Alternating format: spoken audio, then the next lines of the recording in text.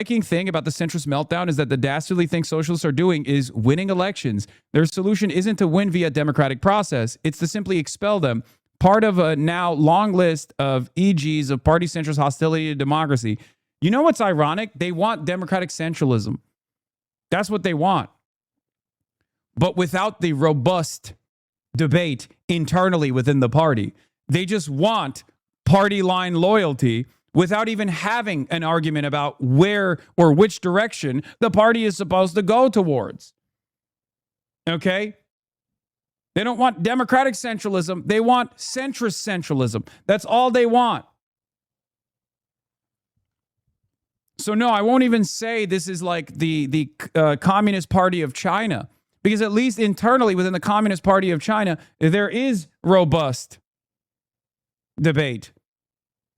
There's also a performance-based aspect to different provinces. The party is consistently retooling policy, seeing what works, seeing what doesn't work, and moving in that direction. It's an unbelievably efficient system. It's not exactly my favorite system, but you can't deny the results. But of course, you can't even have this sort of conversation in America, because when you bring this kind of stuff up, Americans go, what the fuck? You're dick riding the CCP. It's like, no, I just understand, because I'm not a fucking dumbass. I at least have done a little bit of reading to try to comprehend why this behemoth of a superpower rose to such prominence over such a short period of time, because I'm intellectually fucking curious. Unlike you, liberals used to care about this sort of thing. Liberals' number one criticism against the Republicans is that they're fucking illiterate monsters, and now all of a sudden they're behaving in the exact same way. You don't have to agree with the People's Republic of China and its policy-making structure, but aren't you curious as to how they operate?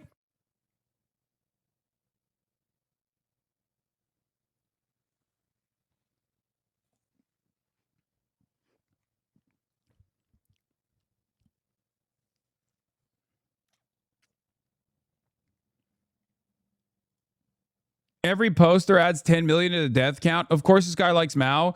Let's not forget Mao, who Mao was, a communist responsible for the deaths of more than 70 million people through starvation. There's no room in the Democratic Party for anyone who embraces Mao, and no room for Piker, period. Yeah, Josh Gottheimer feels probably a little called out about the Israel line in that speech.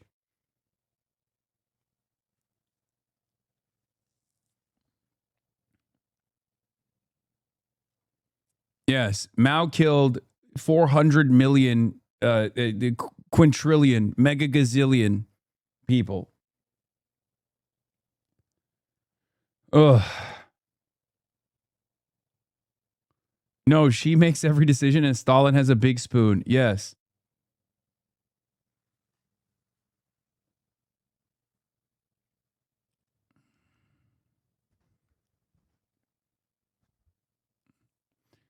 As China's prosperity becomes undeniable, as the rest of the world, including the Western world,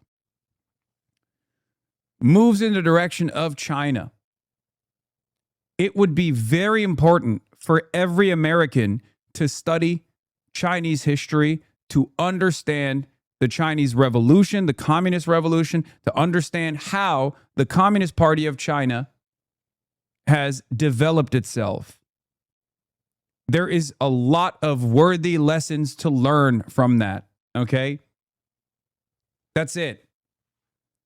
And it's very frustrating that a lot of these liberals, just like the Republicans that they are disgusted by, engage in the same exact type of thought-terminating nonsense.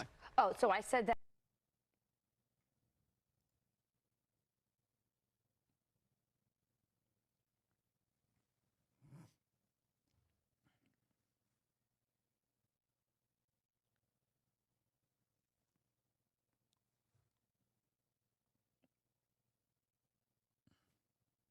Atlantic Council's Jamie Metzel called on Hakeem Jeffries to lead the charge against what he called extremist radicals running on the party line, not on YouTube yet.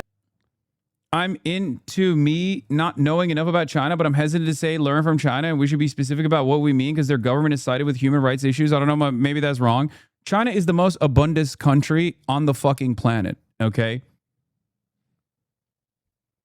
They have a performance-based party structure. They have a one-party system, obviously.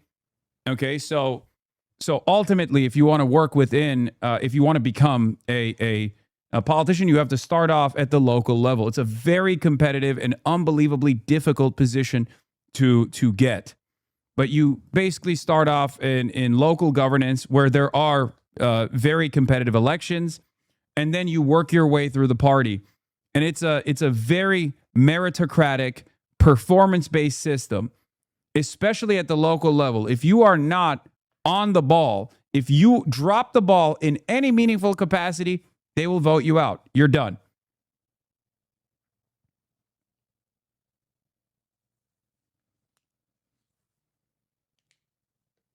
And these guys, they work their way through this process. It's a very competitive process, and the competition is around performance.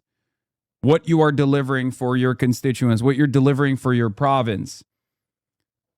There is obviously a top-down approach to long-term goals. There's the 5-year plans where they're like, this is what we're going to focus on. We're going to focus on eradicating poverty. We're going to focus on building a healthcare system, right? Let's say that's the goal. Then they deliver those goals to every single province. And from that point on, the party officials' goals are basically to deliver that agenda. Your constituent services in the CCP blow out the very best America has to offer as an entry line. Yes.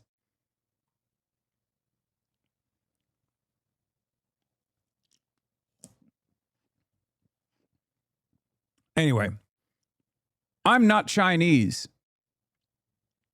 Contrary to popular opinion, contrary to what my haters say, I'm not Chinese. I'm an American. So I'm going to get back to worrying about American issues.